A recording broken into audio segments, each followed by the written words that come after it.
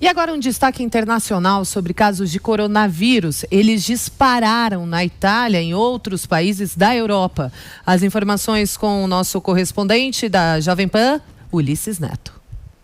A crise do coronavírus está rapidamente se transformando em um problema agora da Europa e não mais tão grave assim na China.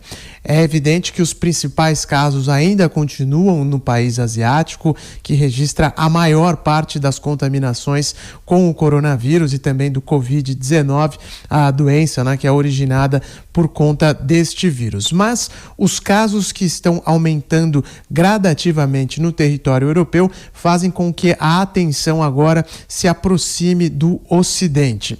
Ontem, a Itália confirmou que já são mais de 400 casos no país, um aumento considerável em menos de 24 horas, cerca de 25% a mais do que havia sido registrado na terça-feira. As mortes continuam num total de 12 pessoas até aqui no território italiano. Isso significa que as ações que foram tomadas até agora ainda não surgiram exatamente o efeito esperado pelas autoridades. Mas é claro que é preciso mais tempo também para poder analisar o quadro geral do que está ocorrendo na Itália. São cerca de 11 cidades no norte do país colocadas em quarentena. Isso atinge mais ou menos 55 mil pessoas diretamente. Só que mesmo em outras cidades onde não há uma quarentena, onde não há um isolamento tão forte assim, os efeitos do coronavírus já estão sendo drasticamente, duramente sentidos pela população. Em Milão, por exemplo, que é a capital financeira da Itália, uma das cidades mais importantes do país, as regiões como a Praça do Omo e também outros locais turísticos têm registrado um número muito pequeno de gente circulando, de gente passando pelas ruas e até mesmo visitando os monumentos turísticos desta região, desta cidade. Tudo por conta do medo de contaminação.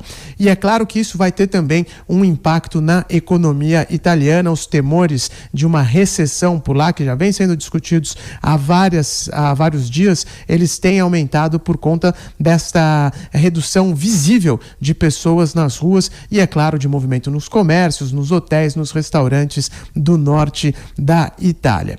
Diversos outros países europeus também confirmaram novos casos de coronavírus, sobretudo França, Espanha e Alemanha, mas o território italiano continua sendo o principal foco de preocupação neste momento.